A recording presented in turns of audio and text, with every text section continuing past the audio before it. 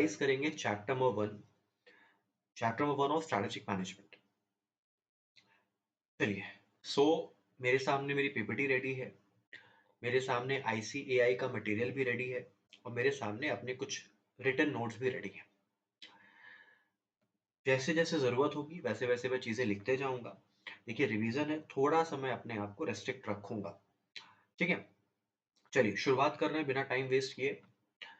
सो जैसे कि आप मेरे स्क्रीन पे देख पा रहे होंगे, एसएम में टोटल 5 चैप्टर्स हैं। एक सेकंड रुकिएगा। ठीक है, एसएम में टोटल 5 चैप्टर्स हैं, ये आपको पता है। हर चैप्टर का जो मैं एवरेज मार्क्स जो बोलता हूँ वो 10 to 12 मार्क्स है। सर एवरेज का मतलब सर 8 नंबर का भी कोई एक चैप्टर आ सकता है और कोई एक चैप्टर 14 नंबर तक भी जा सकता है। ठीक है, तो एवरेज आउट करें तो 20 to 12 मार्क्स का वेटेज बनता है, क्योंकि वैसे भी आपको पता है 50 मार्क्स का एसएम आता है, तो 50 डिवाइड बाई 5 10।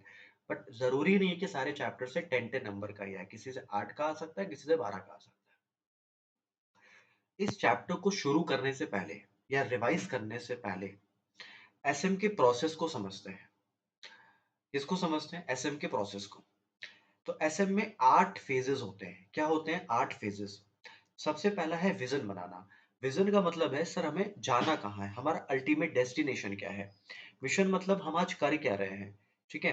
गोल्स मतलब गोल्स हम बनाते हैं विजन और मिशन को अचीव करने के लिए। गोल्स हम बनाते हैं विजन और मिशन को अचीव करने के लिए, लेकिन गोल्स जनरल इन नेचर होते हैं। ठीक है, जनरल इन नेचर होते हैं। ऑब्जेक्टिव्स क्या होते हैं? ऑब्जेक्टिव्स भी हम लोग बनाते हैं विजन और मिशन को अचीव करने के लिए, बट डिफरेंस क्या है गोल्स और ऑब्जेक्टिव में? ऑब्जेक्टिव स्पेसिफिक इन नेचर होता है। ठीक है, मैं आपको एक एग्जांपल देता हूँ। जैसे फॉर एग्जांपल मैंने कहा कि मुझे अपना मार्केट शेयर बढ़ाना है। बस मैंने इतना बोला, मार्केट शेयर बढ़ाना है, क्योंकि मार्केट शेयर बढ़ेगा तभी मेरा विजन मिशन अचीव होगा। तो ये गोल्स हो गया। लेकिन मैंने बोला मुझे अपना मार्केट शेयर बढ़ाना है बाई 20% बाई दिस ईयर, तो ये स्पेसिफिक हो गया। फिर से मैं अपनी बात को दोहरा रहा हूँ। गोल्स और ऑब्जेक्टिव्स दोनों ही मिशन और विजन को अचीव करने के लिए बनाए जाते हैं। मैं अगर आपसे कहता हूं कि मुझे अपना मार्केट शेयर बढ़ाना है, क्योंकि मार्केट शेयर बढ़ेगा तभी मेरे विजन और मिशन अचीव होंगे, क्योंकि मेरे मिशन और विजन उस तरीके से बनाए गए हैं। तो ये हो गया मेरा गोल्स।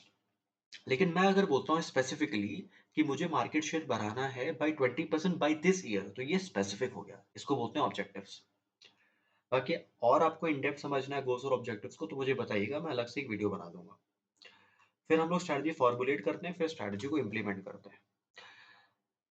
देखो, अभी तक हमने स्ट्रैटेजी नहीं बनाई है।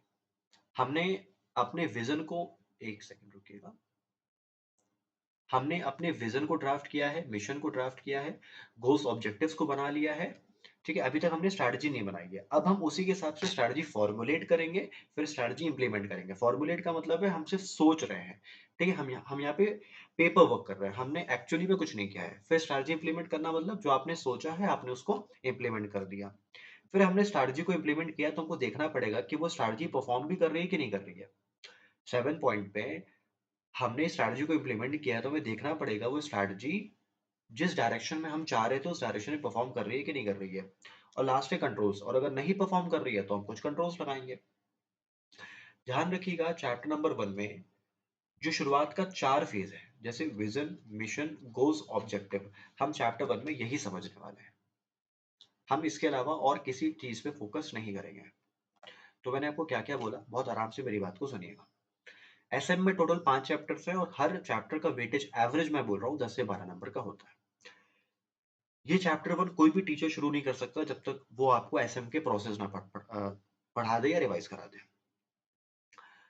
पहला बनता है विजन। विजन मतलब होता है हमें जाना कहाँ है, हमारी अल्टीमेट डेस्टिनेशन क्या है। मिशन, हम आज क्या कर रहे हैं, हम कौन हैं, या हम आज कहाँ पे खड़े हैं। गोल्स मतलब एक जनरल स्टेटमेंट होता है जो विजन और मिशन को अचीव करने के लिए बनाया जाता है। ऑब्जेक्टिव स्पेसिफिक स्टेटमेंट होता है, ये भी विजन और मिशन को अचीव करने के लिए बनाया जाता है। फिर हम लोग स्ट्रैटेजी फॉर्मुलेट करते हैं, फिर स्ट्रैटेजी इंप्लीमेंट करते हैं, फिर देखते हैं कि स्ट्रैटेजी उस अकॉर्डिंगली परफॉर्म कर रही है कि नहीं कर रही है। फिर अगर परफॉर्म नहीं कर रही है तो कंट्रोल्स लगाते हैं। चैप्टर नंबर 1 में हम विजन, मिशन, गोल्स, ऑब्जेक्टिव, इन 4 बातों का डिस्कशन करने वाले हैं।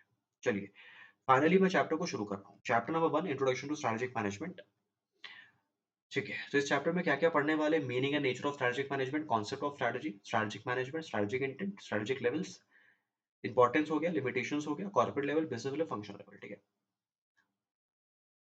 इस इंट्रोडक्शन में बस इतना ही लिखा हुआ है, मैं कुछ चीजें हाईलाइट भी कर दूं आपके लिए, सो दैट आपको कनेक्ट करने में इशू ना रहे। बस यहाँ पे इतना लिखा हुआ है कि अब चार्टेड अकाउंटेंट्स का स्कोप बढ़ रहा है। जैसे पहले चार्ट मेरी बात सुनिएगा, मेरी बात बहुत आराम से। पहले चार्टेड अकाउंटेंट सिर्फ और सिर्फ क्या होता था ना, टैक्स कंप्लायंस करते थे। बट आजकल क्या है ना, रोल एक्सपैंड हो रहा है चार्टेड अकाउंटेंट्स का। आजकल बड़े बड़े कंपनियां सिर्फ बुलाती हैं चार्टेड अकाउंटेंट्स को कि बॉस आप हमारे यहाँ स्ट्रैटेजी मैनेज करो, हमारे यहाँ स्ट्रैटेजी में गाइड करो, हमारे बंदों को स्ट्रैटेजी बनाना सिखाओ। ठीक है, तो चार्टेड अकाउंटेंट्स का रोल एक्सपैंड हो रहा है। अच्छा, अब चार्टेड अकाउंटेंट्स का रोल एक्सपैंड हो रहा है तो ऑब्वियसली चार्टेड अकाउंटेंट्स को किसकी नॉलेज होनी चाहिए? स्ट्रैटेजिक मैनेजमेंट की नॉलेज होनी चाहिए। वही लिखा हुआ है, all executives and professionals including chartered accountants working towards the growth of the business must possess a sound knowledge of strategic management. यही मैं आपको बोल रहा हूँ, चार्टेड अकाउंटेंट्स का रोल एक्सपैंड हो रहा है। ठीक है, तो ऑब्वियसली कहीं न कहीं बड़े-बड़े बिज़नेसमैन, ठीक है, वो क्या करते हैं, वो चार्टर्ड अकाउंटेंट्स को इनवाइट करते हैं कि सर आप हमारे बिज़नेस में आइए, स्ट्रैटेजी बनवाइए, ठीक है, हमें डिफरेंशिएशन में जाना है, कॉस्ट रिडक्शन में जाना है, हमें फोकस पे जाना है, ठीक है, हमारा पोर्टर 5 फोर्सेस मॉडल बताइए कैसा है, ठीक है, फेवरेबल है कि नहीं है। तो ये सारा काम चार्टर्ड अकाउंटेंट्स आजकल करते हैं, ठीक है। पहले एमबीए करते थे, आज भी एमबीए करते हैं, बट चार्टर्ड अकाउंटेंट्स का रोल आजकल काफ़ी एक्सपैंड हो रहा है, ठीक है। अच्छा, तो ये था इंट्रोडक्शन। अब मैनेजमेंट क्या होते हैं? तो सुनिएगा, मैं चीज़ें यहाँ पे कुछ लिखता हूँ। मैनेजमेंट कौन होता है? सुनिएगा मेरी बात को बहुत आराम से। कुछ भी आपको इंपॉर्टेंट लगे आप लिखते चलना। देखो, मैनेजमेंट को दो तरीके से समझाया गया है। मैनेजमेंट को दो तरीके से समझाया गया है। सबसे पहला, मैनेजमेंट वो लोग होते हैं, ये तो आपको पता ही है, मैनेजमेंट लोग होते हैं। मैनेजमेंट वो लोग होते हैं जो कंपनी के डिसऑर्गेनाइज रिसोर्स, मतलब स्कार्स रिसोर्स को मैनेज करते हैं और उसको यूजफुल बनाते हैं। मैंने क्या बोला? मैनेजमेंट वो लोग हैं जो कंपनी के डिसऑर्गेनाइज रिसोर्स, मतलब ऐसे फैले हुए हैं, ठीक है, ठीक है, या स्कार्स रिसोर्स बोल सकते हैं, उसको मैनेज करके उसको यूजफुल बनाते हैं। दूसरा, अब ऑब्वियसली इसको मैनेज करने के लिए, रिसोर्सेज को मैनेज करने के लिए ये लोग क्या करते हैं, ये लोग कुछ फंक्शंस परफॉर्म करते हैं। अब वो फंक्शंस क्या होते हैं, बचपन से पढ़ते आ रहे हैं। स्टाफिंग करना, प्लानिंग करना, डायरेक्टिंग करना, कंट्रोलिंग करना, कोऑर्डिनेशन करना या कोऑर्डिनेटिंग करना, ठीक है। तो इन सारे फंक्शंस को भी मैनेजमेंट का पार्ट बोलते हैं। तो सुनिएगा, मैनेजमेंट दो तरीके से डिफाइंड है। पहला, वो लोग जो कंपनी के डिसऑर्गेनाइज्ड रिसोर्स को मैनेज करके उसको यूजफुल बनाते हैं, प्लस इन मैनेजमेंट द्वारा परफॉर्म किया जाने वाला फंक्शंस, जैसे ये स्टाफिंग करते हैं, प्लानिंग करते हैं, डायरेक्टिंग करते हैं, कंट्रोलिंग करते हैं, कोऑर्डिनेशन करते हैं, ठीक है। तो मैनेजमेंट में ये दोनों चीज आती है। तो मैनेजमेंट में आपको ए पॉइंट में ये लिखना पड़ेगा, बी पॉइंट में ये लिखना पड़ेगा, ये ध्यान रखिएगा।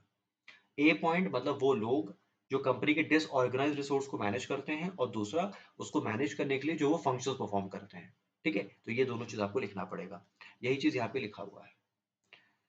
पहले तो की ग्रुप जो क्या करता है, जो अंडरटेक करता है bringing together and integrating the disorganise resources, जैसे मैन पावर, मनी, मटेरियल, ये सारी चीजें। और दूसरा पॉइंट क्या है, set of inter related functions, जैसे planning, organising, directing, staffing, controlling. चलिए आगे बढ़ता हूं मैं। अब एसएम के प्रोसेस क्या, मैंने आपको बता दिया एसएम के प्रोसेस क्या होते हैं।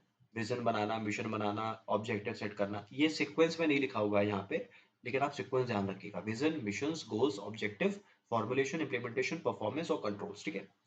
फिर क्या लिखा हुआ है, it is the set of activities that firm managers undertake to put their firms in the best possible position. सही बात है, हम गोल्स, मिशंस, विजन ये सब क्यों बना रहे हैं, ताकि हम अपने फर्म को, अपने कंपनी को एक बेस्ट पॉसिबल पोजीशन पे रख पाए। अब स्ट्रैटेजी क्या होती है, अब मैं क्विकली चलूंगा। स्ट्रैटेजी क्या होती है? स्ट्रैटेजी सर, वही होती है जिससे हम अपनी कॉम्प्लेक्सिटी को अनरिवल कर सकते हैं, अनसर्टेनिटी को रिड्यूस कर सकते हैं। अब आजकल देखो हर कंपनियां स्ट्रैटेजी बनाती है, हर कंपनियां स्ट्रैटेजी बनाती है। टाटा ने ये भी लॉन्च किया, ठीक है। हर कंपनियां स्ट्रैटेजी बनाती है, क्यों बनाती है? ताकि हम अपने कॉम्प्लेक्सिटी को अनरिवल कर पाएं और अनसर्टेनिटी को रिड्यूस कर पाएं। ये गेम प्लान है। सर गेम प्लान किस चीज का है? ताकि हम मार्केट पोजीशन ले पाएं, अपने कस्टमर को अट्रैक्ट और सेटिस्फाई कर पाएं, कॉम्पीट कर पाएं सक्सेसफुली, ठीक है, अपने ऑब्जेक्टिव्स को अचीव कर पाएं।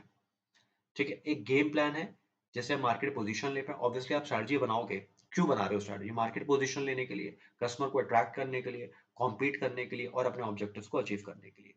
थर्ड क्या है? ये लॉन्ग रेंज ब्लूप्रिंट है, ठीक है। किस चीज का? 3 Ds का। ध्यान रखिएगा, 3 Ds। 3 Ds मतलब डिजायर्ड इमेज, डायरेक्शन और डेस्टिनेशन। तो तीन बातें आपको ध्यान रखनी है, तीन बातें आपको ध्यान रखनी है। स्ट्रैटेजी हमें हेल्प करता है अपने कॉम्प्लेक्सिटी को अनरिवल करने में, अपने अनसर्टेनिटी को रिड्यूस करने में। दूसरा, ये गेम प्लान है जिससे हम मार्केट पोजीशन ले सकते हैं, कस्टमर को अट्रैक्ट और सेटिस्फाई कर सकते हैं, कॉम्पीट कर सकते हैं सक्सेसफुली और अपने ऑब्जेक्टिव्स को अचीव कर सकते हैं। लास्ट, ये एक लॉन्ग रेंज ब्लूप्रिंट है of 3 Ds: desired image, direction, destination. एक बस नॉलेज के लिए मैं आपको एक चीज बताना चाह रहा हूँ।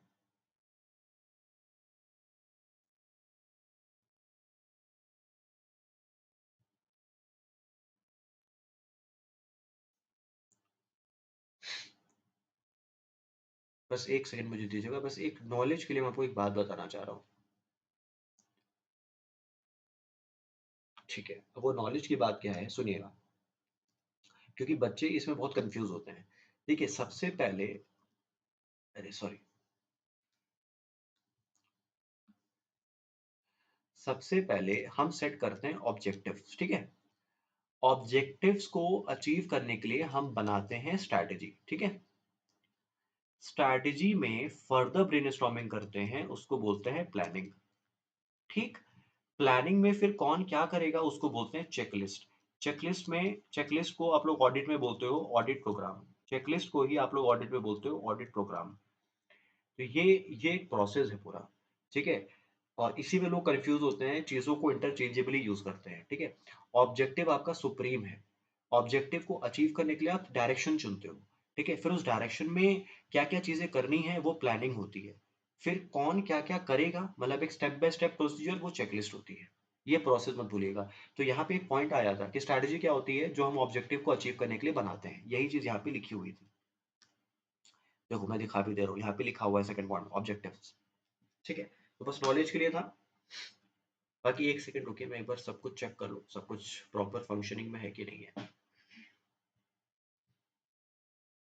और आपको कुछ भी चीजें जैसे होता है ना कि सर गोल्स ऑब्जेक्टिव डिटेल में समझा दीजिए, विजन मिशन डिटेल में समझा दीजिए, तो मुझे आप कमेंट कर दीजिएगा, ठीक है। तो मैं क्या करूंगा, उसके लिए एक सेपरेट वीडियो बना दूंगा। क्योंकि क्या है, देखो आप लोग के एग्जाम्स आ रहे हैं, ठीक है, तो मैं बहुत बल्कि नहीं करना चाह रहा वीडियो को। ठीक है, आगे बढ़ता हूँ मैं। अब ये बहुत इंपॉर्टेंट स्लाइड है। Strategy is not a substitute for sound alert responsible management. इसका मतलब समझिएगा बहुत आराम से। मेरा मैनेजमेंट बहुत होशियार है, मेरा मैनेजमेंट बहुत पढ़ा लिखा है, तो हम क्या अपने कंपनी में स्ट्रैटेजी नहीं बनाएंगे? बिल्कुल बनाएंगे, ध्यान रखिएगा। क्वेश्चन समझिएगा। मेरा जो मैनेजमेंट है वो बहुत होशियार है, मतलब वो एजुकेटेड है, साउंड है। तो क्या कंपनी स्ट्रैटेजी ही नहीं बनाएगी? मतलब कंपनी कहेगी अरे छोड़ो ना, हमारा मैनेजमेंट बहुत शाना है, बहुत होशियार है? नहीं। ध्यान रखिएगा, एजुकेटेड और साउंड मैनेजमेंट कभी भी स्ट्रैटेजी का सब्स्टिट्यूट नहीं बन सकता है। मतलब स्ट्रैटेजी आपको फिर भी बनानी पड़ेगी, ध्यान रखिएगा। मतलब स्ट्रैटेजी आपको फिर भी बनानी पड़ेगी, चाहे आपका मैनेजमेंट कितना भी एजुकेटेड हो, कितना भी साउंड हो, ठीक है। वही चीज यहाँ पे लिखी हुई है कि अगर आपका मैनेजमेंट एजुकेटेड है, साउंड है, अलर्ट है, तो वो ऐसा नहीं कर सकता कि स्ट्रैटेजी नहीं बनाएगा, स्ट्रैटेजी फिर भी बनाएगा। अच्छा, लेकिन एक चीज एक्नॉलेज की गई है, strategy can never be perfect, flawless and optimal, ठीक है। स्ट्रैटेजी में कुछ कमियां आ सकती है, ठीक है। इस वजह से हमें स्ट्रैटेजी को क्या रखना होता है? फ्लेक्सिबल रखना होता है, ताकि कोई इमरजेंसीज आ जाए, प्रेशर आ जाए, कोई फेलियर्स आ जाए, तो हम उसको चेंज कर पाए, ठीक है। क्या लिखा हुआ है? स्ट्रैटेजी कभी परफेक्ट नहीं हो सकती, ठीक है। हम क्लासेस में बहुत सारे एग्जांपल्स देते हैं, बट यहाँ पे पॉसिबल नहीं होता ना सारा, ठीक है। तो बस इतना समझिए, स्ट्रैटेजी परफेक्ट नहीं बन सकती, फ्लॉलेस नहीं हो सकती है, तो हमें स्ट्रैटेजी में कुछ फ्लेक्सिबिलिटी रखनी पड़ती है, ताकि हम इमरजेंसीज और प्रेशर्स को इनकलकेट कर पाए या उसको आंसर कर पाए, अकाउंट फॉर कर पाए। अब स्ट्रैटेजी दो तरीके की होती है, पार्टली प्रोएक्टिव, पार्टली रिएक्टिव। सुनिएगा, प्रोएक्टिव का मतलब है कि हमने पहले से प्लान किया था, हमने किसी को कॉपी पेस्ट नहीं किया था। और रिएक्टिव का मतलब है, नाम से क्लियर है, रिएक्टिव मतलब हमने रिएक्ट किया है। जैसे मेरा शुरुआत से ही प्लान था कि मैं एग्जांपल दे रहा हूँ जस्ट, इसको अदरवाइज मत लीजिएगा। मेरा शुरुआत से ही प्लान था कि मुझे सीए करना है, मुझे सीए करना है, तो ये प्रोएक्टिव हो गया। लेकिन अब मैं सीए कर रहा था, तो मेरे दोस्त ने भी कहा कि यार फिर हमारा जो है ग्रुप टूट जाएगा, तो मैं भी सीए कर लेता हूँ। तो वो क्या हो गया, वो रिएक्टिव हो गया। ठीक है, तो proactive is something planned and reactive is something in response to something. ठीक है, अब आप मुझे बताओ, obviously that that go something without saying कि कौन सा ज्यादा अच्छा होगा। ऑब्वियसली जब आप प्लान करके चलते हो, ठीक है, तो प्रोएक्टिव इज समथिंग जो आप अपने मार्केट पोजीशंस को इंप्रूव करने के लिए बनाते हो। रिएक्शन इज समथिंग, अरे बाप रे अचानक से कुछ हो गया, अचानक से कुछ हो गया, तो आपको तुरंत रिएक्ट करना पड़ेगा। ठीक है, in other words company uses both proactive and reactive. हाँ, देखो मैं ये भी नहीं कह सकता है कि कंपनी प्योरली प्रोएक्टिव स्ट्रेटजी बनाती है या प्योरली रिएक्टिव बनाती है। कंपनी दोनों का ब्लेंड यूज करती है। तो proactive is planned strategy, reactive is adaptive strategy. ठीक है, तो आई थिंक ये सब क्लियर हो गया होगा आपको। यही चीज यहाँ पे लिखी हुई है, strategy is partly proactive, partly reactive. Proactive का मतलब है कि हम वो स्ट्रेटजी बनाते हैं जो हमारे लिए अभी तक अच्छे से काम कर रही है, जो हमारे लिए अभी तक अच्छे से काम कर रही है। देखो, अभी तक मैं कई सालों से जो है टीचिंग कर रहा हूँ। ठीक है, तो मेरे लिए टीचिंग में क्या चीज़ अच्छा काम कर रही है कि सर मेरा जो है एग्जाम ओरिएंटेड अप्रोच रहता है। ठीक है, मैं टेस्ट लेता हूँ। ठीक है, तो मुझे ये अप्रोच से रिजल्ट मिल रहा है। ठीक है, मुझे रिजल्ट मिल रहा है, तो मैं इसको चेंज क्यों करूँ भाई, मैं उसको चेंज क्यों करूँ। लेकिन हाँ, मैं कुछ ना कुछ न्यूली इनिशिएटिव एक्शंस भी लेता रहता हूँ। जैसे अब आजकल मैं यूट्यूब पे एक्टिव हो रहा हूँ, ऑडियो नोट्स बनाना, वीडियोस बनाना रिवीजन के लिए। ठीक है, क्विक समरी देना, पीडीएफ बनाना, पीपीटीज बनाना, तो ये सब चीज़ों पे काम कर रहा हूँ। ठीक है, तो ये भी प्रोएक्टिव का पार्ट है। ठीक है, आप यहाँ पे किसी का कॉपी पेस्ट नहीं कर रहे हो कि अरे यार वो पीपीटी बना रहा है तो मैं भी बनाता हूँ, नहीं। प्रोएक्टिव मतलब अभी तक आपके लिए जो चीजें अच्छे से काम कर रही है आप वो कर रहे हो, प्लस साथ ही साथ आप कुछ न्यू एक्शंस भी ले रहे हो। ठीक है, अच्छा, तो strategy partly is deliberate and proactive. ठीक है, अच्छा, लेकिन लास्ट में क्या लिखा हुआ, not every strategic move is a result of proactive planning. ठीक है, कुछ ऐसी चीजें हो जाती है, things happen that can not be fully anticipated और प्लान फॉर, तो हम उस केस में क्या करते हैं, रिएक्ट करते हैं। उस केस में हम क्या करते हैं, फिर रिएक्ट करते हैं। ठीक है, तो यही सारी चीजें यहाँ पे लिखी हुई है। एक बार सुन लीजिएगा, अगर क्वेश्चन आया strategies partly proactive partly reactive, आपको ये दोनों स्लाइड कॉपी करना पड़ेगा, पहले बता रहा हूँ। लेकिन हाँ, उतना ही कॉपी करना पड़ेगा जितने मैंने यहाँ हाईलाइट करवाया है। ठीक है, क्वेश्चन आता है इसमें, ये बेसिक क्वेश्चन है, मतलब ये एक बुक का ही क्वेश्चन है कि पूछ रहा है कि क्या ये स्ट्रैटेजी है। ऑब्वियसली मैंने आपको अभी 3-4 स्लाइड पहले क्या पढ़ाया, स्ट्रैटेजी क्या होती है। स्ट्रैटेजी वो होती है जिससे हम अपने कॉम्प्लेक्सिटी को अनरिवल करते हैं, अनसर्टेनिटी को रिड्यूस करते हैं। गेम प्लान है मार्केट पोजीशन लेने का, कस्टमर को अट्रैक्ट करने का, सेटिस्फाई करने का। लॉन्ग रेंज ब्लूप्रिंट है ऑफ 3 Ds। देखते हैं इसमें से कौन सा पॉइंट फिट बैठता है। अगर एक भी पॉइंट फिट बैठता है तो फिर ये स्ट्रैटेजी है। Ketchup brand making a healthier ketchup with less sugar preservatives to attract more customer. देखो यहाँ पे आ गया, टू अट्रैक्ट मोर कस्टमर। वहीं पे मैंने पढ़ाया था स्ट्रैटेजी बनाते क्यों है, कस्टमर को अट्रैक्ट करने के लिए। तो can this be called a strategy, yes it is a business strategy to fight competition and adopt with changing external environment. ठीक है, अब एसएम का ओवरऑल ऑब्जेक्टिव क्या होता है, to create competitive advantage and to react in the right manner. To create competitive advantage मतलब हमें competitor को आउट परफॉर्म करना है, हमें कंपटीशन से आगे रहना है, हमें अपने कॉम्पिटिटर को आउट परफॉर्म करना है, हमें कंपटीशन में सबसे आगे रहना है। तो ये हमारा सबसे पहला ऑब्जेक्टिव है, टू क्रिएट कॉम्पिटिटिव एडवांटेज। और दूसरा, to react in the right manner. मतलब अगर कुछ भी होता है ना, सडन होता है, कुछ भी कैटास्ट्रोफिक होता है, तो आप चेंज कर सकते हो। यहाँ पे react in the right manner का मतलब है reactive strategy. To react in the right manner का मतलब है यहाँ पे रिएक्टिव स्ट्रेटजी। मतलब कुछ भी चेंजेस होता है एनवायरनमेंट में तो आप रिएक्ट कर सकते हो। देखो ऐसे में आपको कभी नहीं बोलता है कि आप प्रोएक्टिव बनो। ठीक है, प्रोएक्टिव बनना अपने में ही एक फर्स्ट मूवर एडवांटेज आपको देता है। बट आजकल देख रहे हो कितना कितना चेंजिंग एनवायरनमेंट है, हम प्रोएक्टिव 100% नहीं बन सकते हैं। ठीक है, तो एसएम का दो ऑब्जेक्टिव क्या है, टू क्रिएट कॉम्पिटिटिव एडवांटेज। आप कॉम्पिटिशन में सबसे आगे रहो, और दूसरा कि to react in the right manner. अब स्ट्रैटेजिक मैनेजमेंट क्या है? वही सारी चीजें हैं, ये प्रोसेस है क्या करने का, विजन बनाने का, ऑब्जेक्टिव सेट करने का, ठीक है, स्ट्रैटेजी क्राफ्ट करने का, इंप्लीमेंट करने का, इवेल्युएट करने का, मतलब आप ध्यान रखो, बस आप इतना लिख देना एसएम के प्रोसेस।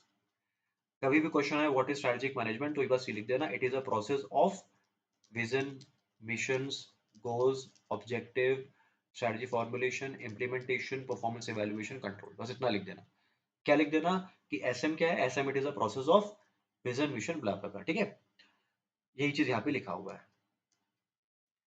फिर आप कुछ इसमें ऐड कर देना कि स्ट्रैटेजी बनाने के लिए हमें क्या करना होता है, स्वॉट एनालिसिस करना होता है, ठीक है, strength weakness is internal and OT is external. तो बस यही चीज आपको यहाँ पे थोड़ी सी ऐड करनी होगी, ठीक है, कि हमें इन्वायरमेंट स्कैनिंग करना पड़ता है, एक्सटर्नल इंटरनल, ठीक है, मॉनिटरिंग करना पड़ता है अपॉर्चुनिटीज थ्रेट्स को, स्ट्रेंथ वीकनेसेस को, बस यही चीज आपको ऐड ऑन करनी है। तो कभी भी क्वेश्चन आया स्ट्रैटेजिक मैनेजमेंट क्या होता है, तो आपको क्या करना है, फर्स्ट पॉइंट ये लिखना है कि SM it is a process of vision, missions, goals, objective, formulation, implementation, performance, controls. उसमें एक दो चीज ऐड ऑन कर दीजिए कि हम इसमें एक्सटर्नल और इंटरनल दोनों चीजें स्कैन करते हैं। एक्सटर्नल में आपका अपॉर्चुनिटीज और थ्रेट आ गया, इंटरनल में स्ट्रेंथ और वीकनेस आ गया। अब ये इंपॉर्टेंट है, इस पे क्वेश्चन आता है, importance of strategic management. Strategic management क्यों इतना ज्यादा इंपॉर्टेंट है? सबसे पहला, स्ट्रैटेजिक मैनेजमेंट हमें डिफाइन करता है हमारे गोल्स एंड मिशंस। मैंने आपको पहले ही बता दिया कि एसएम का प्रोसेस क्या होता है, विजन, मिशंस, गोल्स, ऑब्जेक्टिव। तो हम सबसे पहले क्या करते हैं, अपने गोल्स एंड मिशंस को डिफाइन करते हैं। दूसरा, ये हमें हेल्प करता है to to develop core competencies. Core competency मतलब unique skills difficult to imitate, मतलब ऐसी स्किल्स जो डिफिकल्ट है, जैसे Burj Khalifa, Palm Jumeirah, Apple iPhone की टेक्नोलॉजी, मतलब आप कुछ ऐसी ऐसी स्किल्स बनाओ जो लोगों के लिए कॉपी करना मुश्किल है। तीसरा, ऑब्वियसली ये तो हमें बोलता है कि आप प्रोएक्टिव बनो, प्रोएक्टिव बनोगे तभी आप फर्स्ट मूवर एडवांटेज ले पाओगे।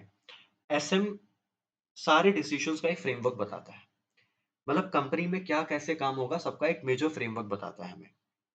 प्रिपेयर करता है ऑर्गेनाइजेशन को टू फेस द फ्यूचर। मैंने आपको पहले ही बोला था कि स्ट्रेटजी क्या होती है, to unravel the complexity and reduce the uncertainty. तो ये हमें फ्यूचर को फेस करने में हेल्प कर रहा है। एक डिफेंस का काम कर रहा है अगेंस्ट मिस्टेक्स एंड पिटफॉल्स। मैंने आपको पहले ही बोला कि अगर इनके हिसाब से कुछ मिस्टेक्स होती है या मार्केट में कोई सडन चेंजेस होते हैं, तो ऐसे में हमको ये भी बोलता है कि बॉस आप रिएक्ट कर लो, रिएक्टिव स्ट्रेटजी फॉलो कर लो, और enhances the longevity of the business. Longevity मतलब कि हमारा बिजनेस चलता रहे आगे, मतलब काइंड ऑफ गोइंग कंसर्न, हमारा गोइंग कंसर्न सेफ रहे। मैंने क्या क्या चीजें बोला, एसएम आपको डिफाइन करता है आपका गोल्स एंड मिशंस, आपको बताता है कि बॉस आपको यूनिक स्किल्स डेवलप करनी पड़ेगी। तीसरा, बोलता है कि बॉस आपको प्रोएक्टिव बनना है इंस्टेड ऑफ रिएक्टिव। सारे इंटरप्राइजेस के सारे मेजर डिसीजंस का फ्रेमवर्क एक प्ले करता है, हमें प्रिपेयर करता है टू फेस द फ्यूचर, एक डिफेंस का काम करता है अगेंस्ट मिस्टेक्स एंड पिटफॉल्स, और लास्ट में enhances the longevity of the business. इसमें क्वेश्चन आता है, ध्यान रखिएगा। अब लिमिटेशंस क्या है? Obviously complex and turbulent environment. इस वजह से अब देखो, मैंने आपको जस्ट अभी बोला एनवायरनमेंट को स्कैन करना मुश्किल होता है, क्योंकि आज हमने स्कैन किया, कल एनवायरनमेंट चेंज हो जाएगा, तो कॉम्प्लेक्स एनवायरनमेंट है, ठीक है, और टाइम टेकिंग ऑब्वियसली स्कैन करना, ठीक है, एक्सपर्ट्स को बुलाना पड़ता है, टाइम टेकिंग है, अब एक्सपर्ट्स को बुलाना पड़ेगा तो कॉस्टली है, और लास्ट में difficult to estimate competitor response. अब हमने कोई स्ट्रैटेजी बनाया, अब हो सकता है वही स्ट्रैटेजी कल चल के मेरा कॉम्पिटिटर कॉपी पेस्ट कर ले, ठीक है, तो यू नेवर नो कि क्या चीजें किस वे में रिएक्ट करें। तो ये सारे लिमिटेशंस है। पहला, एनवायरनमेंट को स्कैन करना इज वेरी कॉम्प्लेक्स, और टाइम टेकिंग है, तो टाइम कंज्यूमिंग है, लोगों को इन्वॉल्व करना पड़ेगा, एक्सपर्ट्स को हायर करना पड़ेगा, चार्टेड अकाउंटेंट्स एमबीएस को हायर करना पड़ेगा, तो कॉस्टली है, और हो सकता है आपने जो स्ट्रेटजी बनाया कॉम्पिटिटर वही कॉपी पेस्ट कर दे। तो ये सारे लिमिटेशंस है। देखो, अभी तक आईसीएआई क्वेश्चन आपसे किस टॉपिक पे पूछ सकता है? लिमिटेशंस पे क्वेश्चन आते हैं, एडवांटेज पे क्वेश्चन आते हैं, स्ट्रेटजिक मैनेजमेंट क्या होता है उस पे क्वेश्चन आते हैं, ये ध्यान रखिएगा। मैं आपके सामने 1 मिनट के लिए अपनी स्क्रीन खोल रहा हूँ, ठीक है, इनकेस आपको कुछ भी रिव्यू करना है आप एक बार रिव्यू कर लीजिए।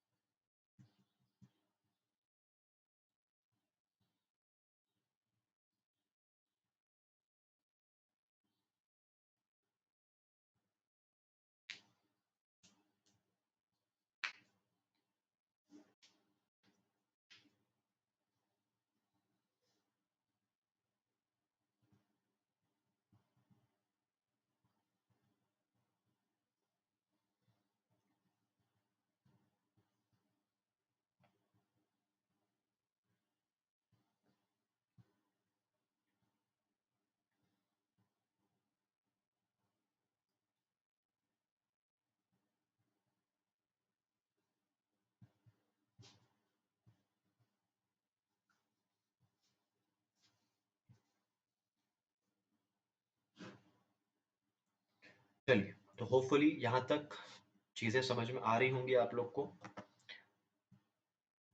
आगे बढ़ते हैं। ठीक है, तो ये एक जनरल क्वेश्चन है कि क्यों बिजनेसेस फिर भी स्ट्रेटेजिक मैनेजमेंट को फॉलो करती है इवन स्ट्रेटेजिक मैनेजमेंट के इतने सारे लिमिटेशंस हैं। अरे तो बॉस, अगर 4 लिमिटेशंस हैं तो 8 एडवांटेज भी तो है ना। तो कहीं ना कहीं एडवांटेज लिमिटेशंस को आउटवे करता है। ठीक है, तो वही चीज है, यहाँ पे यही चीज लिखी हुई है कि we still we are okay with the strategic management, क्योंकि कहीं ना कहीं वो आउटवे करता है। आउटवे का मतलब ऑब्वियसली एडवांटेज ज्यादा है, लिमिटेशंस कम है। अब स्ट्रेटेजिक इंटेंट क्या होता है, पहले इसका मतलब समझिएगा। स्ट्रैटेजिक इंटेंट का मतलब है स्ट्रैटेजी बनाने के पीछे का इंटेंशन। मतलब आप स्ट्रैटेजी क्यों बना रहे हो, स्ट्रैटेजी बनाने के पीछे का इंटेंशन। तो सिंपल सी बात है, मैंने आपको बोला था स्ट्रैटेजी क्यों बनाते हैं। अपने विजन को अचीव करने के लिए, अपने मिशन को अचीव करने के लिए, या अलाइन रहने के लिए, गोल्स को अचीव करने के लिए, और ऑब्जेक्टिव्स को अचीव करने के लिए। मैंने आपको लेक्चर की शुरुआत में ही बताया था स्ट्रैटेजी बनाते क्यों है, विजन, मिशंस, गोल्स, ऑब्जेक्टिव्स को अचीव करने के लिए। तो यही हो गया स्ट्रैटेजी बनाने के पीछे का इंटेंशन। देखो, नाम में ही सब कुछ छुपा होता है। स्ट्रैटेजिक इंटेंट मतलब स्ट्रैटेजी बनाने के पीछे का इंटेंशन। तो स्ट्रैटेजी क्यों बना रहे हो, विजन अचीव करने के लिए, मिशन से अलाइन रहने के लिए, गोल्स अचीव करने के लिए, ऑब्जेक्टिव्स अचीव करने के लिए। लेकिन यहाँ पे एक टॉपिक और जुड़ जाता है जिसको हम लोग बोलते हैं वैल्यूज। मतलब इसका मतलब क्या हो गया कि हम यही स्ट्रैटेजी क्यों बना रहे हैं, क्योंकि हमारे वैल्यूज ही ऐसे हैं। देखो, इंटेंट का मतलब क्या है, स्ट्रैटेजी बनाने के पीछे का इंटेंशन, तो उसमें वैल्यूज भी आ गया क्योंकि हमारे वैल्यूज ही ऐसे हैं। अब इसमें क्या क्या चीजें, it refers to purposes of the organisation, strive for senior management, ठीक है, what they want to do and why they want to do, ठीक है। It can be understood as a philosophical base, ठीक है, मतलब ये एक बेस है हमारा स्ट्रेटेजिक मैनेजमेंट का, फ्रेमवर्क प्रोवाइड करता है, ठीक है। मैं मेन में चीजें पढ़ रहा हूँ। विजन मिशन आ गया, देखो मैंने विजन मिशन बोला था आपसे। गोल्स ऑब्जेक्टिव्स आ गया, ठीक है, गोल्स ऑब्जेक्टिव आ गया, ठीक है। अच्छा, ये देखिए, विजन, मिशंस, गोल्स, ऑब्जेक्टिव और वैल्यू सिस्टम्स, ठीक है। अब अब सबको इंडिविजुअली डिफाइन किया गया। विजन क्या है, blueprint of the company future position, ठीक है, मतलब हम कहाँ जाना चाहते हैं, हमारा अल्टीमेट लैंडमार्क क्या है, हम क्या अचीव करना चाहते हैं, where we want to land actually, ठीक है। तो बस यही है। मिशन मतलब ऑब्वियसली हम एग्जिस्ट क्यों कर रहे हैं, ठीक है। तो reasons, explain the reason for the existence, हम कौन हैं, हम क्या करते हैं, ठीक है। बाकी इससे बहुत सारा कुछ लिखा हुआ है, मैं मेन चीज आपको बता रहा हूँ। देखो, गोल्स क्या होते हैं, general nature, objective specific nature होते हैं। दोनों ही हमें हेल्प करते हैं अपने विजन और मिशंस को अचीव करने के लिए, ठीक है। देखो, गोल्स क्या है, goals are the end result, ठीक है। On the other hand objectives are time based measurable targets. मतलब टाइम बेस्ड मेजरेबल टारगेट मतलब जैसे मैंने आपको क्या बोला था कि ऑब्जेक्टिव्स क्या है, मुझे अपना मार्केट शेयर बढ़ाना है बाई 20% बाई दिस ईयर। तो अगर इस साल तक मार्केट शेयर नहीं बढ़ेगा तो मैं उसको मेजर कर सकता हूँ ना, कि हाँ मेरा ऑब्जेक्टिव पूरा हुआ कि नहीं हुआ। अब गोल्स में तो ऐसा कोई टाइम बाउंडेशन तो है नहीं, ठीक है, तो मैं गोल्स को तो मेजर नहीं कर सकता। भाई आपने बोला मार्केट शेयर बढ़ाना है, अब मार्केट शेयर आपने ये तो नहीं बोला कब बढ़ेगा। मार्केट शेयर हो सकता है 2 महीने में बढ़ जाए, 20 साल में बढ़े, 30 साल में बढ़े। तो आप उसको मेजर नहीं कर सकते हो, बट ऑब्जेक्टिव्स को मेजर कर सकते हो। तो वही लिखा हुआ है, टाइम बेस्ड मेजरेबल टारगेट्स। उसके बाद ये सारी चीजें हैं। Strategic intent is a purpose, aims to achieve, ठीक है। अच्छा, ठीक है, वैल्यूज क्या होते हैं, डीप रूटेड प्रिंसिपल्स, ठीक है। ठीक है, और कुछ खास नहीं है इसमें। वैल्यूज मतलब कि हमारा कल्चर क्या है, हमारा काम करने का तरीका क्या है, हम हमारा फ्रेंडलीनेस कैसा है आपस में, हमारी सोच कैसी है, ठीक है, ये सारी चीजें हैं। अब बस यही यही चीजें रिपीट होंगी, मैंने आपको पहले ही बोला था कि चैप्टर 1 में चार चार चीजों पे ज्यादा डिस्कशन होगा, vision, missions, goals, objective. Visions क्या है, अब मैं मेन में चीजें हाईलाइट कर रहा हूँ, ठीक है। Where we are to go, हमें कहाँ जाना है, ठीक है। ये डायरेक्शन की बात करता है और ये कम्युनिकेट करता है मैनेजमेंट के एस्पिरेशंस को। ये कम्युनिकेट करता है मैनेजमेंट के एस्पिरेशंस को। आप अगर किसी भी कंपनी का विजन पढ़ो, आपको उस विजन पढ़ के क्या दिखेगा, मैनेजमेंट के एस्पिरेशंस दिखेंगे कि मैनेजमेंट पाना क्या चाह रहा है, मैनेजमेंट की चाहत क्या है। मैं अभी आपको इसी पीपीटी में 2-3 विजन भी दिखाऊंगा कंपनी का, तो आपको उसमें मालूम चलेगा कि हाँ अच्छा हमको यहाँ से एस्पिरेशंस पता चल रहा है। तो विजन क्या है, where we are to go, मतलब हमें कहाँ जाना है, हमारा अल्टीमेट डेस्टिनेशन क्या है, डायरेक्शन कौन सा पकड़ना है, और हमारे एस्पिरेशंस क्या है। अब एसेंशियल्स पॉइंट्स क्या है, जब आप विजन बना रहे हो तो एसेंशियल्स पॉइंट्स क्या होने चाहिए। ऑब्वियसली विजन बनाने में ऑब्वियसली एक एंटरप्रेन्योर चैलेंज तो होना ही चाहिए, इंटेलिजेंट एंटरप्रेन्योरशिप होनी चाहिए। विजन ऐसा होना चाहिए जो लोगों में एंथुसियाज्म भर दे, जोश भर दे। और विजन ऐसा होना चाहिए जिसको पढ़ने के बाद आपका डायरेक्शन क्लियर हो जाए, मतलब लोग जब आपका विजन पढ़ें तो लोगों को मालूम चल जाए कि ये कंपनी कौन से डायरेक्शन पे जाना चाह रही है। तो मैंने क्या बोला, सबसे पहला एक एंटरप्रेन्योर चैलेंज है obviously in developing strategic vision. Vision बनाना आसान नहीं होता और विजन हर कंपनी का यूनिक होता है। मैंने क्या बोला, विजन हर कंपनी का यूनिक होता है और इसको बनाने के लिए एक इंटेलिजेंट एंटरप्रेन्योरशिप होनी चाहिए। विजन ऐसा होना चाहिए जो आपके अंदर जोश भर दे, एंथुसियाज्म भर दे। और विजन ऐसा होना चाहिए, जैसे आज मैंने किसी कंपनी का विजन पढ़ा तो मुझे पता चल जाए कि अच्छा इस कंपनी का डायरेक्शन क्या है। 1 मिनट मैं दे रहा हूं, इसको एक बार रिव्यू कीजिए।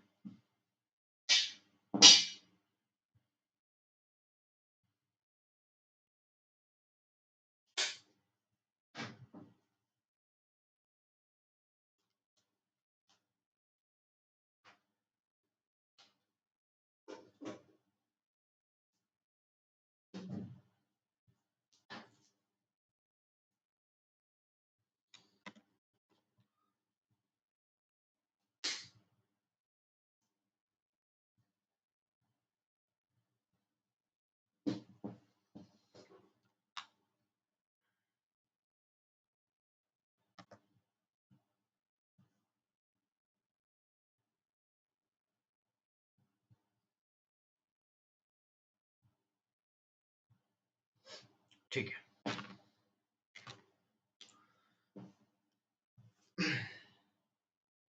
अब ये देखिए, ये गूगल का विजन है। गूगल का विजन क्या है, is to provide access to the world's information and make it universally accessible and useful. मतलब गूगल की तमन्ना है, गूगल की चाहत है कि हम लोगों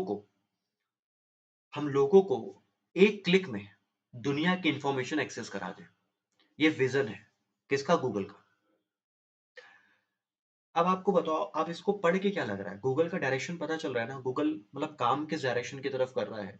ठीक है, एक एंथुसियाज्म आ रहा है। अगर आप गूगल में जॉब करना चाह रहे हो तो आपके अंदर एक एंथुसियाज्म आ रहा है ना, अरे यार बॉस मतलब इतना बड़ा विजन है, मतलब दुनिया की इंफॉर्मेशन एक क्लिक में अचीव करना है। ठीक है, ऑब्वियसली अब आप सोचो ना, जिसने भी ये विजन बनाया होगा कितना इंटेलिजेंट बंदा होगा, और ऑब्वियसली चैलेंजिंग तो है ही है। चलो और कुछ एग्जाम्पल लेता हूँ मैं, मान लेते हैं ये दिल्ली कोर्स एकेडमी है, ये डमी एग्जाम्पल है, आप सर्च मत कीजिएगा, दिल्ली कोर्स एकेडमी। अब दिल्ली कोर्स एकेडमी का विजन क्या है, मतलब फ्यूचर एस्पिरेशंस क्या है, मतलब वो करना क्या चाह रहे हैं जिंदगी में। Aims to be India's leading training company, मतलब हमें इंडिया का लीडिंग ट्रेनिंग कंपनी बनना है। मतलब ऐसा ट्रेनिंग कंपनी बनना है जो इंडिया को लीड करे, टॉप में रहे। मिशन, अब वो उसके लिए क्या कर रहे हैं, प्रीमियम क्वालिटी ट्रेनिंग्स दे रहे हैं एट अफोर्डेबल प्राइसेस। ऑब्वियसली अगर आपको लीडिंग ट्रेनिंग कंपनी बनना है तो ऑब्वियसली आज आपको उसके लिए मेहनत करनी पड़ेगी। अब जब आप प्रीमियम क्वालिटी ट्रेनिंग्स दोगे तभी तो लोग आपको एडमायर करेंगे, तभी तो ज्यादा एडमिशंस आएंगे, तभी तो आप इंडिया के नंबर 1 ट्रेनिंग कंपनी बनोगे। उनके वैल्यूज क्या क्या है, इनोवेशंस करना, ट्रस्ट वर्दिनेस मेंटेन करना, ये सारी चीजें हैं। हम वैल्यूज पे नहीं जाते हैं, हमारा डिस्कशन विजन मिशन पे हो रहा है। विजन क्या है, हमको इंडिया का नंबर 1 ट्रेनिंग कंपनी बनना है। अब वो बनने के लिए क्या करना पड़ेगा, हमें प्रीमियम क्वालिटी ट्रेनिंग्स देनी पड़ेगी एट अफोर्डेबल प्राइसेस। हम आज प्रीमियम क्वालिटी ट्रेनिंग्स देंगे तभी तो लोग हमसे जुड़ेंगे। हमारी ट्रेनिंग्स ही वाहियात है तो कोई हमसे जुड़ेगा नहीं, कोई हमसे जुड़ेगा नहीं तो हम नंबर 1 बन नहीं पाएंगे कभी। अब वही भी चीजें रिपीट होंगी। मिशन क्या होता है, व्हाट बिजनेस आर वी इन, हम कर क्या रहे हैं, हम कौन सा बिजनेस कर रहे हैं। जैसे यहाँ पे आपको क्या लग रहा है, मिशन पढ़ के क्या लग रहा है कि ये क्वालिटी ट्रेनिंग्स दे रहे हैं, तो मतलब ट्रेनिंग बिजनेस में है। तो व्हाट बिजनेस आर वी इन, और ये बताता है हमारे प्रेजेंट कैपेबिलिटीज, कस्टमर फोकस और एक्टिविटीज। अब एक्टिविटीज पता चल रहा है, ट्रेनिंग दे रहे हैं। ठीक है, और ये भी पता चल रहा है कि किन बच्चों को ट्रेनिंग दे रहे हैं। ठीक है, तो वो सारी चीजें हैं। तो मिशन से हमें ये पता चलता है वो क्या कर रहे हैं, कौन से बिजनेस में है, क्या कस्टमर फोकस है। अच्छा, 1 मिनट इसको रिव्यू कीजिए, आपके नॉलेज के लिए है। 1 मिनट दे रहा हूँ, इसको एक बार रिव्यू कीजिए एक बार।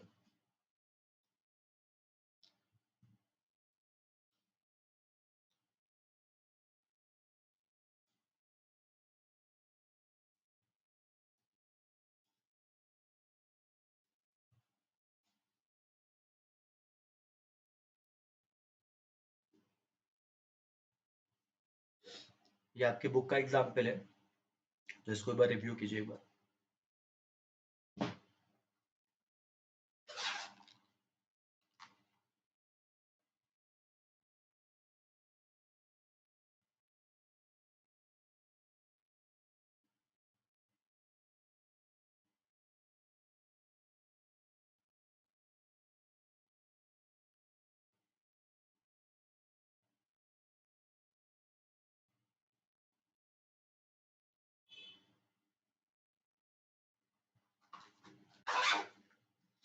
चलिए ठीक है।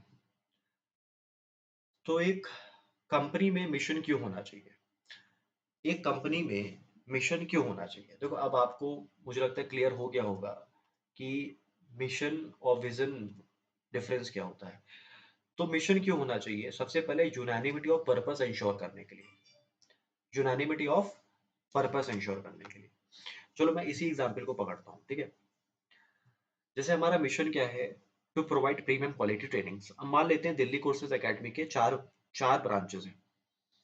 एक देखो, दिल्ली है तो दिल्ली में तो होगा ही, दिल्ली में है, आसपास नोएडा, गाजियाबाद, ठीक है, और मान लेते हैं आगरा।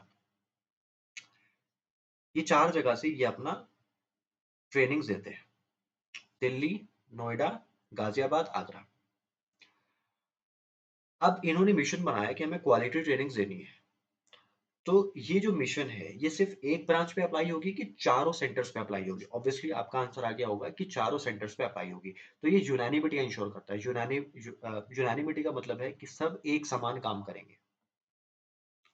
दूसरा, basis for allocating resources. Boss, अगर हमें क्वालिटी ट्रेनिंग देनी है तो हमें टीचर्स वैसे हायर करने पड़ेंगे, हमें अपने लोगों को ट्रेन करना पड़ेगा, हमें वैसा सेटअप क्रिएट करना पड़ेगा, तो रिसोर्स, पैसे तो लगेंगे ना। और ऑब्वियसली हमें मोटिवेट भी करता है। ऑब्वियसली अगर मिशन अच्छा होगा तो हमें मोटिवेट भी करेगा। एक जनरल टोन सेट करता है। जनरल टोन मतलब ये क्लाइमेट बन जाता है, ये कल्चर बन जाता है, ठीक है।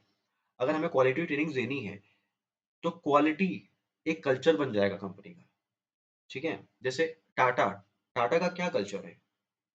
टाटा का कल्चर क्या? इंटेग्रिटी, ठीक है। तो वैसे ही अगर आपके चार ब्रांचेस हैं और चारों ब्रांचेस क्वालिटी ट्रेनिंग दे रहे हैं एट अफोर्डेबल प्राइस, तो ये कल्चर बन जाएगा आपका। It serve as a focal point, मतलब स्टार्टिंग पॉइंट। देखो, मिशन से ही विजन पे आप जा सकते हो। अगर आज आप क्वालिटी ट्रेनिंग दोगे तभी आप नंबर वन सेंटर्स बन पाओगे इंडिया के। तो मिशन से ही आप विजन तक जाओगे। तो मिशन आपको क्या सर्व करता है? स्टार्टिंग पॉइंट, फोकल पॉइंट मतलब स्टार्टिंग पॉइंट। अगर आज आप क्वालिटी ट्रेनिंग दोगे तभी आप इंडिया के नंबर वन ट्रेनिंग सेंटर्स बन पाओगे। तो it serve as a focal point. जैसे एग्जांपल लेते हैं, आप गूगल मैप में क्या करते हो? आपको मान लेते हैं कहीं आपको डेस्टिनेशन डालना है, जैसे आपको जाना है मान लेते हैं लखनऊ के रेलवे स्टेशन पे, और आप हजरतगंज पे खड़े हो। तो हजरतगंज क्या हो गया? आपका स्टार्टिंग पॉइंट, मतलब मिशन हो गया। हजरतगंज आपका स्टार्टिंग पॉइंट हो गया, ठीक है। और फिर चार बाग क्या हो गया आपका? विजन। विजन मतलब एंडिंग पॉइंट, ठीक है। आप ऐसे समझ सकते हो उसको। और आपका मिशन होगा तभी आप अपने ऑब्जेक्टिव और गोल्स को बना पाओगे। देखो, अगर आपका मिशन ही नहीं है तो आप अपने ऑब्जेक्टिव्स और गोल्स को नहीं बना पाओगे। मैंने आपको पहले ही बोला है, ऑब्जेक्टिव्स और गोल्स दोनों ही मिशन को अचीव करने में हेल्प करते हैं, ठीक है। तो अगर आपका मिशन ही नहीं होगा तो ऑब्जेक्टिव और गोल्स बनाना मुश्किल है। तो सबसे पहला यूनानिमिटी ऑफ पर्पस इंश्योर करता है। रिसोर्स को कहाँ यूज करना है, कितना पैसा एक्वायर करना है, कितना पैसा कहाँ यूज करना है, वो हमें इंश्योर करता है। मोटिवेशन का काम करता है, एक कल्चर सेट करता है, एक स्टार्टिंग पॉइंट सेट करता है, और ऑब्जेक्टिव और गोल्स को बनाने में हेल्प करता है। एक अच्छा मिशन क्यों चाहिए? एक कंपनी को एक अच्छा मिशन क्यों चाहिए? ताकि हमें एक खुद की पहचान मिले, special identity, business business emphasis और पाथ क्लियर हो। लोगों को पता चले कि हम क्या सेटिस्फाई करना चाह रहे हैं, हमारा कस्टमर टारगेट कौन है। और ऑब्वियसली मिशन हर कंपनी का यूनिक होता है। मिशन हर कंपनी का यूनिक होता है। तो एक कंपनी के पास एक अच्छा मिशन क्यों होना चाहिए? ताकि हमें एक स्पेशल आइडेंटिटी मिले, लोगों को पता चले कि हम क्या कर रहे हैं, हमारा क्या कस्टमर टारगेट है, और तीसरा, मिशन क्या होता है? यूनिक होता है। गोल्स क्या होते हैं? ओपन एंडेड, ठीक है। ऑब्जेक्टिव्स क्लोज एंडेड होते हैं, प्रिसाइज एंड स्पेसिफिक होते हैं। मैंने पहले ही बोला है, ऑब्जेक्टिव स्पेसिफिक होते हैं। Objectives are more specific and translate the goals to both long term and short term, ठीक है।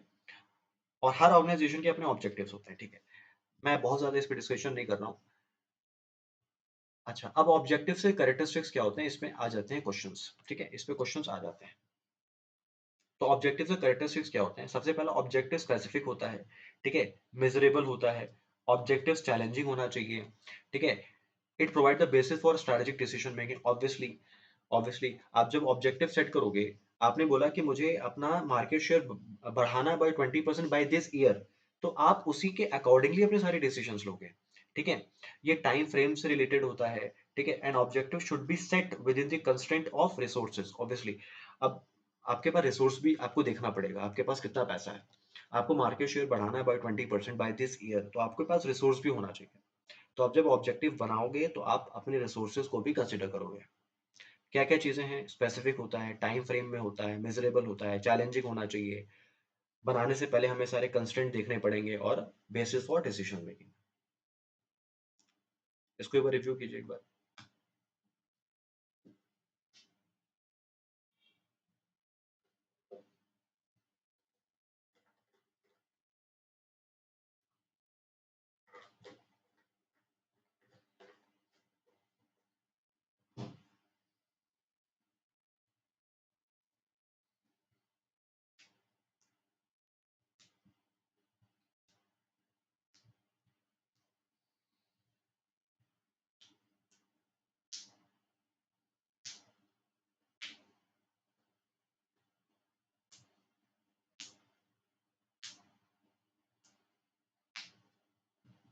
चलिए ठीक है। तो वैल्यूज क्या क्या होती हैं, टोन सेट करता है, शेयर्ड पर्पस सेट करता है, ऑब्वियसली एम्प्लॉयज उन्हीं के साथ काम करेंगे जिनकी वैल्यूज उनके साथ मैच करती है। एग्जाम्पल्स क्या, इंटेग्रिटी, ट्रस्ट, अकाउंटेबिलिटी, ठीक है। तो शॉर्ट वैल्यूज टोन सेट करता है, एक शेयर्ड पर्पस सेट करता है, ऑब्वियसली उन्हीं के साथ हम काम करेंगे जिनकी वैल्यूज हमारे साथ मैच खा रहे हैं, ठीक है। इंटेग्रिटी, ट्रस्ट, अकाउंटेबिलिटी, ठीक है, ये सारी चीजें हैं। अब फटाफट मैं चैप्टर को खत्म करता हूँ। ये एचडीएफसी के वैल्यूज हैं, आप बुक से भी पढ़ सकते हो। अब एक क्वेश्चन आता है कि इंटेंट और वैल्यूज में कौन सा बड़ा टर्म है या कौन सा बड़ा कॉन्सेप्ट है, मुझे आप सोच के बताइए। इंटेंट और वैल्यूज में कौन सा बड़ा कॉन्सेप्ट है, ठीक है। तो इंटेंट और वैल्यूज में सबसे बड़ा कॉन्सेप्ट है वैल्यूज, ठीक है। वैल्यू से ही आपका इंटेंट क्लियर होता है, ठीक है। तो ये रहा आपका आंसर कि values is more wider than intent. Value से ही आपका इंटेंट क्लियर होता है। अब मैं आ रहा हूँ लास्ट टॉपिक्स पे, लेवल्स ऑफ मैनेजमेंट। एक होते हैं कॉर्पोरेट लेवल, एक होते हैं बिजनेस लेवल, एक होते हैं फंक्शनल लेवल। इसको मैं समझा रहा हूँ, सुनिएगा। Corporate level, business level, functional level, इसको मैं समझा रहा हूँ, सुनिएगा।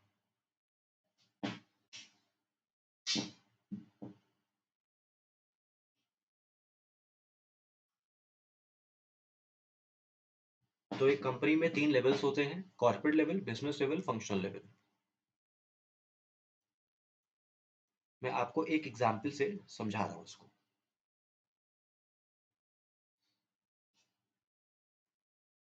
बस मुझे लगता है 5 से 10 मिनट लगेगा, फटाफट खत्म हो जाएगा, तो बहुत अटेंटिव होकर सुनिएगा। देखिए, मैं टाटा ग्रुप की एग्जाम्पल लेके आपको समझाता हूँ। तो टाटा ग्रुप के चेयरपर्सन कौन है, एनएस चंद्रा। ये टाटा ग्रुप के चेयरपर्सन है, प्रेजेंट, ठीक है। तो ये हो गए कॉर्पोरेट लेवल, मतलब कंपनी में स्ट्रैटेजीज वगैरह ये बनाएंगे, ये हो गए कॉर्पोरेट लेवल्स। अब आपको ही पता है टाटा के बहुत सारे बिजनेसेस हैं, मैं 3 बिजनेस लिख रहा हूँ, जगह कम पड़ जाएगी नहीं तो। टाटा स्टील, टाटा मोटर्स और टीसीएस, मान लेते हैं 3 बिजनेस है। अब टाटा स्टील के अपने सीईओ होंगे जो टाटा स्टील को लीड कर रहे होंगे, टाटा मोटर्स के अपने सीईओ होंगे जो टाटा मोटर्स को लीड कर रहे होंगे, और टीसीएस के अपने सीईओ होंगे जो टीसीएस को लीड कर रहे होंगे। मतलब ये सारे रिप्रेजेंटेटिव्स हैं। तो ये सारे क्या हो गए, ये सारे बिजनेस लेवल्स हो गए, ठीक है। अब मान लेते हैं ऐसे ऐसे इन दोनों में भी अप्लाई होगा। टाटा मोटर्स के अंदर कुछ फंक्शंस होंगे, ठीक है, जैसे सेल्स। तो टाटा मोटर्स का सेल्स मान लेते हैं एक मैनेजर देख रहा है, ठीक है। ऐसे परचेज, ठीक है, वो भी एक उसके लिए भी एक मैनेजर है। आईटी आईटी के लिए भी एक मैनेजर है। ठीक है। एचआर एचआर के लिए भी एक मैनेजर है। ठीक है। तो ये सारे क्या हो गए, ये सारे हो गए फंक्शनल लेवल्स। ये सारे हो गए फंक्शनल लेवल्स। तो सुनिएगा, कॉर्पोरेट लेवल मतलब कंपनी के चेयरपर्सन आ गए। ठीक है।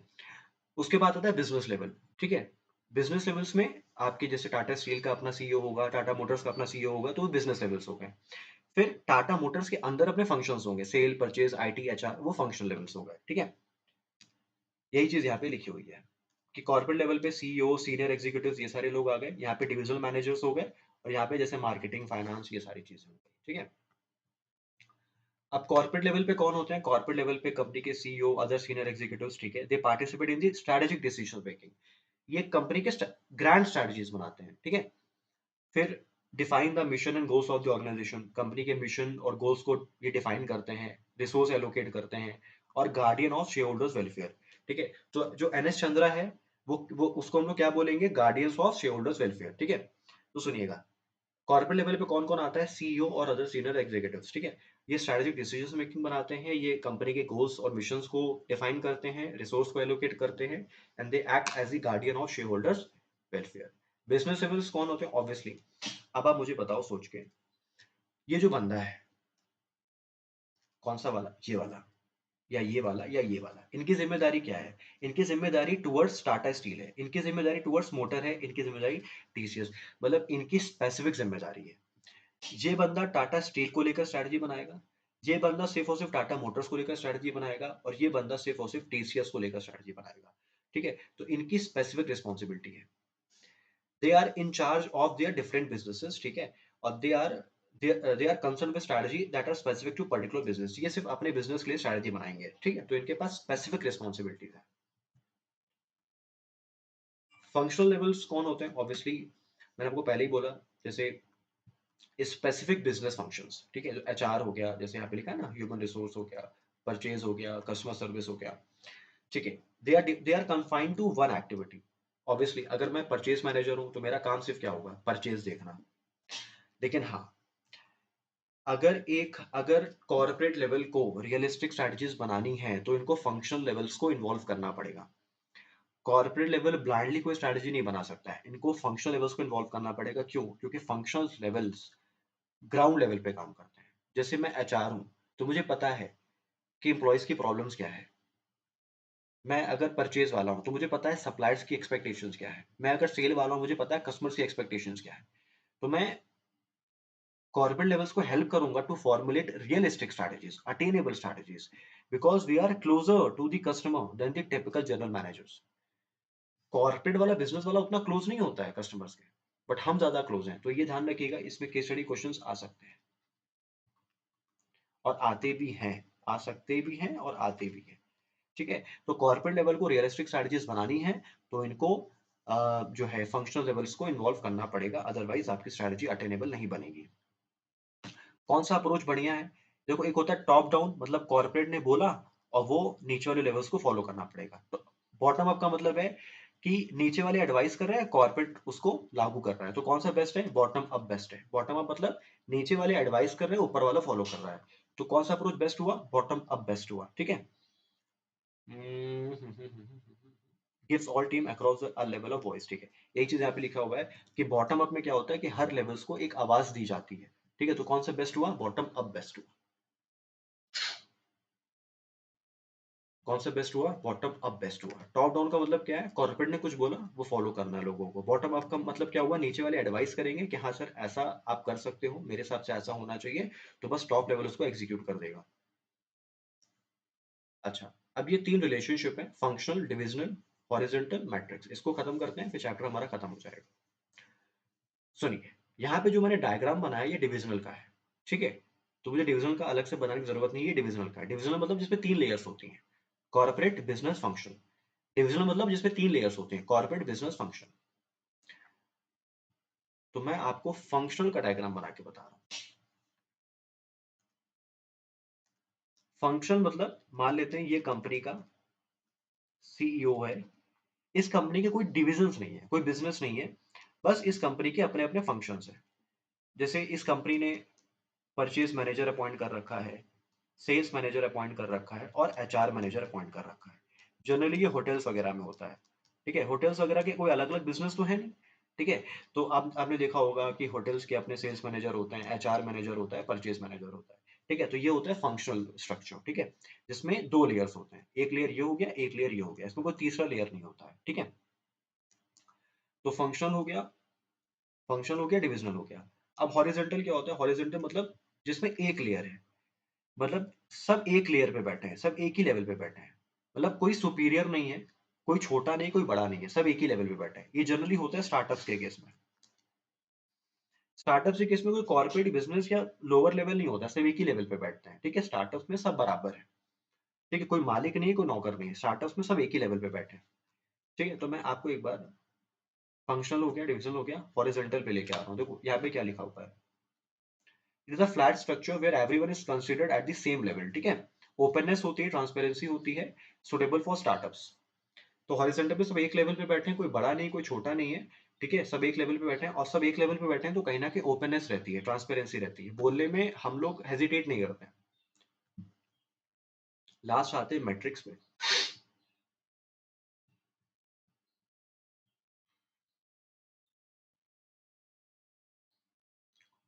बस मैट्रिक्स बाकी, मैट्रिक्स खत्म करेंगे, चैप्टर खत्म हो जाएगा।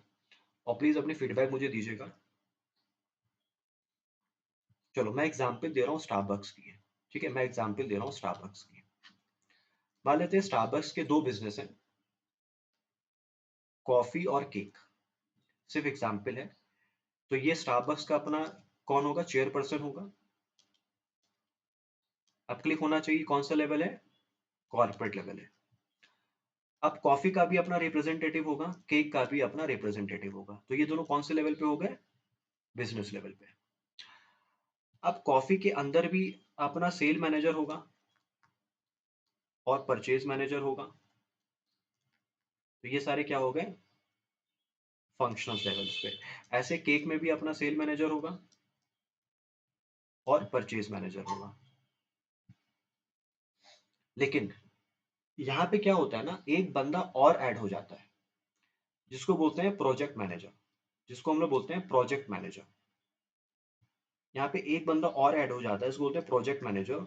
जो क्या करता है, जिसका काम क्या है, स्टारबक्स की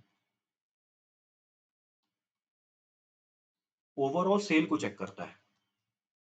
मतलब जो रिस्पॉन्सिबल है सिर्फ और सिर्फ स्टारबक्स की सेल के लिए। तो सेल में तो भाई कॉफी भी आ गया और केक भी आ गया। तो मेरी बात सुनिएगा, मतलब ये प्रोजेक्ट मैनेजर इस बंदे को भी अकाउंटेबल कर सकता है अगर सेल कम हो रही है तो, और इस बंदे को भी अकाउंटेबल कर सकता है। मतलब आप यहाँ पे बहुत आराम से समझिएगा। यूजुअली ये बंदा किसको अकाउंटेबल है? इसको। और ये बंदा इसको। लेकिन अब यहाँ पे ये बंदा इसको भी अकाउंटेबल होगा और इसको भी अकाउंटेबल होगा, ये बंदा इसको भी अकाउंटेबल होगा और इसको भी अकाउंटेबल होगा। तो यहाँ पे डुअल अकाउंटेबिलिटी है। तो यहाँ पे आप ध्यान रखना, डुअल अकाउंटेबिलिटी है।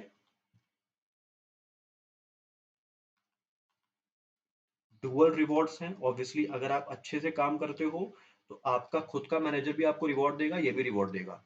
और साथ ही साथ डुअल पनिशमेंट भी है, कि अगर आपने सेल अचीव नहीं की तो ऑब्वियसली ये भी आपको पनिश करेगा, ये भी आपको पनिश करेगा। इसका डिटेल चैप्टर 5 में आपको मिलेगा मैट्रिक्स का। यहाँ पे बहुत ज्यादा डिटेल में नहीं है, चैप्टर 1 है, बस आपको इतना ध्यान रखना है। मैट्रिक्स में क्या होता है, एक एक अथॉरिटी और ऐड हो जाती है। डिवीजन नहीं बोलूंगा मैं, कोई डिवीजन ऐड नहीं हो रहा है, बट एक अथॉरिटी ऐड हो जाती है, जो कहीं ना कहीं कंपनी के ऑर्गेनाइजेशंस पे एक सुपरविजन रखती है। ठीक है, तो इससे क्या होता है, ऑब्वियसली डुअल अकाउंटेबिलिटी रहती है, डुअल रिवॉर्ड्स रहती है, डुअल पनिशमेंट रहती है। लेकिन हाँ, कहीं ना कहीं कंपनी का खर्चा बढ़ जाता है, तो ओवरहेड्स क्या होता है, कंपनी का बढ़ जाता है। ठीक है, तो यही था मैट्रिक्स स्ट्रक्चर। ठीक है, तो जनरली यूजफुल है in the case of huge conglomerates. Obviously अब आप इतना बड़ा खर्चा कर रहे हो तो कंपनी भी बड़ी होनी चाहिए, छोटी मोटी कंपनी में पॉसिबल नहीं है। तो क्या लिखा हुआ है, कॉम्प्लेक्स फॉर स्मॉलर ऑर्गेनाइजेशन। ठीक है, यूजफुल फॉर बिगर ऑर्गेनाइजेशन। ठीक है, तो ये सब सारी चीजें। ठीक है, तो इस वाले वीडियो में इतना ही रखते हैं। ठीक है, आप अपने फीडबैक दीजिएगा। चैप्टर 1 का कंप्लीट मैंने रिवीजन करा दिया है। ठीक है, चैप्टर 1 में कुछ आपको स्पेसिफिकली कुछ समझना है तो मुझे आप बताइएगा। मैंने जस्टिफाई किया है हर एक एक चीज को। लास्ट में मैं थोड़ा सा जल्दी जल्दी गया, क्योंकि लास्ट की चीजें उतनी देखो लास्ट में जो स्ट्रक्चर्स हैं फंक्शनल डिवीजन ये चैप्टर 5 में रिपीट होगा, ठीक है, लेकिन फिर भी मैंने एक एक स्ट्रक्चर आपको बना के दिखाया है, ठीक है। फीडबैक दीजिएगा, बताइएगा कैसा क्या है, ठीक है। इसके लिए इतना ही रखते हैं। चलिए ठीक है, थैंक यू।